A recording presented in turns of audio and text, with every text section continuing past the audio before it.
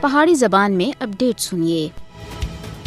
بھارت سن مقبوضہ جموں کشمیر دے اندر انفرادی اور اجتماعی قتل دے کئی سارے واقعات کیتے ہیں۔ 21 جنوری 1990 بھارتی فوجیاں سن سری نگر دے علاقے گاؤں قدل وچ 50 دے زیادہ کشمیریاں دا قتل عام کیتا ہے۔ 35 سال گزرن دے باوجود گاؤں قدل دے قتل عام دے متاثرین کو اس ویلے تک انصاف نہیں ملیا۔ 1989 دے بعد تھے بھارتی فوجیاں سن مقبوضہ جموں کشمیر وچ کافی سارے اس طرح دے اجتماعی اور انفرادی وحشانہ قتل عام کیتا ہے۔ پچھلے 36 سالاں وچ مقبوضہ جموں کشمیر دے اندر 96,388 کشمیری بھارتی گولیاں دا نشانہ بنے ہیں۔ کشمیریاں دے ذہناں وچ گاؤں قتل جیسے قتل عام دی یاداں اس وقت بھی اسی طرح تازیاں ہیں۔ بڑے پیمانے دے اتے ان ہلاکتاں دا مقصد مقبوضہ جموں کشمیر دی آبادی دے تناسب کو بٹھانا اور مقبوضہ جموں کشمیر دے اندر بھارتی ایجنڈا مسلط کرنا ہے۔ مقبوضہ جموں کشمیر دے اندر غیر ریاستی باشندوں کو بسانا اور مقبوضہ جموں کشمیر دے